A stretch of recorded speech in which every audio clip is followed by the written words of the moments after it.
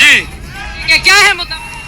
यहाँ का मुद्दा है सबसे बड़ा बात की करप्शन यहाँ की सबसे बड़ी मुद्दा है। अभी जो प्रेजेंट विधायक है आबिदुर रहमान 10 साल में एक भी काम नहीं किया।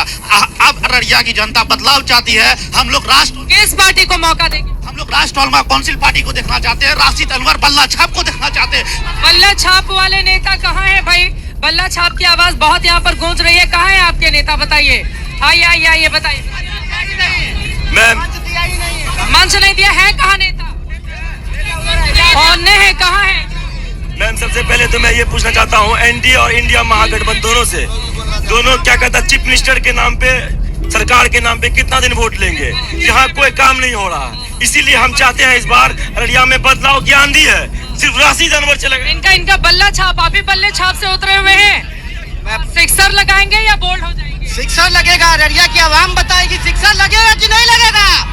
देख लीजिए अररिया की जनता एनडीए और इंडिया दोनों गठबंधन के इस जंगल राज और महाजंगल राज से परेशान हो चुकी है। अररिया का नौजवान बेरोजगार है, पलायन का शिकार है, बाढ़ यहाँ का मुद्दा है। नौजवान को शिक्षा नहीं मिल रही है, रोजगार नहीं मिल रहा। मजबूरी में यहाँ का हमारा नौजवान नशे की तरफ जा रहा है। इसे रोकने के लिए एनडीए और इंडिया क्या करेगी? यहाँ विधायक 10 साल से कांग्रेस के हैं। वो देखिए, आप वीडियो उठाकर देखिए, उनका फेसबुक का पेज देखिए। जा जाकर जनता से सिर्फ माफी मांग रहे हैं। अगर विकास किया तो विकास पे वोट मांगे। मोदी जी यहाँ पर आकर नीतीश जी की सरकार अगर विकास की है तो विकास पे वोट मांगे। क्यों उनको शहाबुद्दीन याद आ रहा है? क्यों शहाबुद्दीन याद नहीं आना चाहिए? क्यों नहीं याद आना चाहिए शहाबुद्दीन? लोगों को जिस आदमी ने मरवाया हो उसको याद नहीं करना चाहिए। बिल्कुल याद करें, उनके लिए फातिहा पढ़े।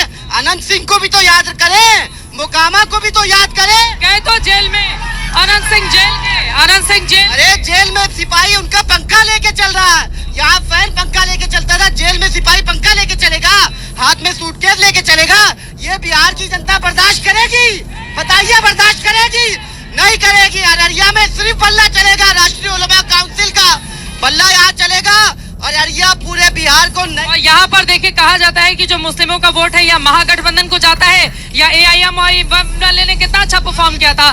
सीमांचल में 5 सीटें जीती थी पिछली बार। मैं तेजस्वी जी से ये पूछना चाहता हूँ, बिहार में आरजेडी के प्रवक्ता यहाँ मौजूद है, 18% मुसलमान है। 18% मुसलमान को आपने टिकट कितना दिया? 18। मल्ला समाज के लोग यहाँ 2.5% हैं, उनको 15 सीट देंगे। यादव समाज के लोग 13% हैं, उनको 52 सीट देंगे। और एक्सट्रीमिस्ट कौन है? हम। चरमपंथी कौन है? हम। तुम यादववाद करो, तुम चरमपंथी नहीं। तुम कुछ और करो, तुम चरमपंथी नहीं। चरमपंथी कौन है? अररिया का बेटा राशिद अनवर। चरमपंथी कौन है? राष्ट्रीय उलमा काउंसिल का मौलाना आमिर रशादी मदनी। ठीक है, मैं ले लेती हूँ एक एक करके जो नेताजी लोग हमारे साथ मंच पर मौजूद हैं, उनके साथ अब चर्चा में आगे बढ़ेंगे। भारतीय जनता पार्टी से सबसे पहले शुरुआत करते हुए नीरज झा जी। अब आपने सुन यहाँ की विकास की बात है। सगुप्ता आजिम जी, वो पिछले उसके परिवार, वो 25 साल से ये पूरे जिला की चेयरमैन है। वो 25 साल में एक चांदनी चौक पे बाथरूम नहीं बनवा सकी। ये स्टेडियम उनका घर के ग्राउंड है, यहाँ आज तक एक लाइट भी नहीं लगी है। उसकी विकास की बात करती है। अभी तो हमारी लाइट लगी हुई है, एबीपी न्यूज ने लाइट लगा कर रखी हुई है। बताइए, दो लाइन में सवाल पूछेंगे। मैडम, सब सरकार चुनने की बात करते हैं, हम तो कहते हैं कि आप सबसे पहले वो कैंडिडेट को चुनिए जो यंग है, जो बोलना जानता है, जो शिक्षित है, जो विकास की बात करेगा, जो आपके लिए विकास करेगा। तो हम लोग जो है बल्ला छाप को सपोर्ट कर रहे हैं। इंशाल्लाह राशिद अनवर जीत रहे हैं। बल्ला छाप के बल्ला को ज्यादा ही यहाँ पर चला रहे लोग। भैया आप क्या बोलोगे? आप इतने